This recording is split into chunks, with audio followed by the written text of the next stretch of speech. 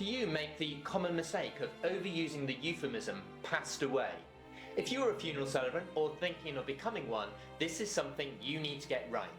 Because whilst it might seem like the gentlest and kindest way to refer to death, overusing it or using it in the wrong way can actually come across as patronising, insincere, or even disrespectful. In this video, I'll take you through where the phrase passed away comes from, why it's part of the English language, and most importantly, when to use it and when to avoid it, so that you can come across as professional, sensitive, and respectful in every meeting with bereaved family and funeral that you lead.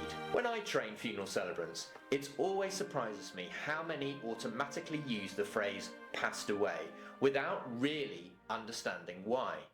They do it with the best of intentions because they don't want to come across as harsh, they want to come across as caring and respectful. But here's the issue. Not every family uses this phrase, and if they don't, then you shouldn't either. The phrase dates back to the 15th century in England and originally came from religious beliefs. It was based on the idea that when someone dies, their soul passes from this world to another.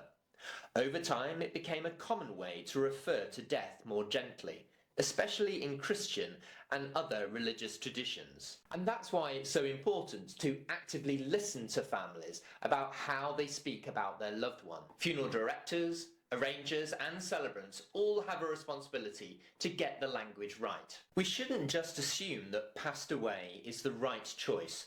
We should be listening to how the family speaks about their loss and adapting our language accordingly.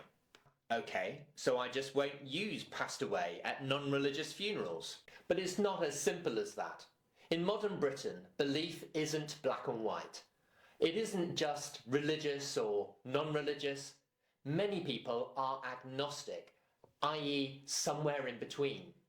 For example, a family might request a completely non-religious funeral, but still choose a poem that mentions angels or the idea of being up above. Or they might ask for the Lord's Prayer to be read at the committal or commendation, because it brings them comfort, even if they don't attend church regularly. So, this isn't about avoiding the phrase passed away completely, it's about making sure we use it appropriately.